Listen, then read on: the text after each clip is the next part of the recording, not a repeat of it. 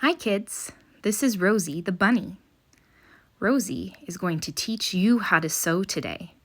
You might not know this, but sewing and bunnies have a lot in common. Shall we find out what they have in common? Let's hop to it. You will need 3 things to learn how to sew with Rosie. The first is a needle. A needle has 2 parts, an eye, which is the hole where the thread goes through, and the pointy part or the tip that will go through the fabric. Rosie would like you to have your thread going through the eye of your needle, and then thread's going to be attached to your plastic grid cloth. Rosie would like you to stay away from the edges of your cloth today. So what she wants you to do is imagine that you are a bunny, and you have a very long carrot, which will be your thread. Every time you need to hide your carrot in your tunnel, you're going to go through one of the holes in the grid. You'll pull the thread or your very long carrot through the hole, and then you'll flip over.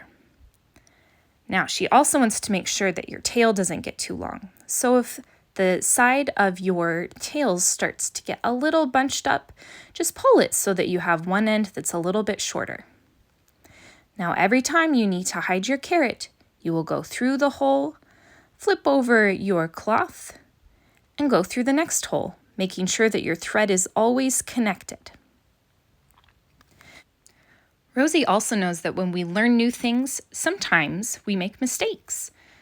One mistake that she would like you to try to avoid is instead of going through the hole that you just went through, avoiding the edges, sometimes we go around the loop. We don't want to go around. We want to make sure we're going right into the hole.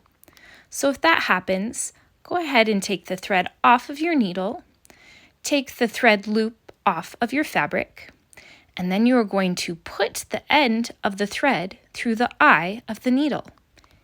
If you need a grown-up to help you, feel free to raise your hand and they'll help. Then you can return to going back through your bunny holes without going around the edges.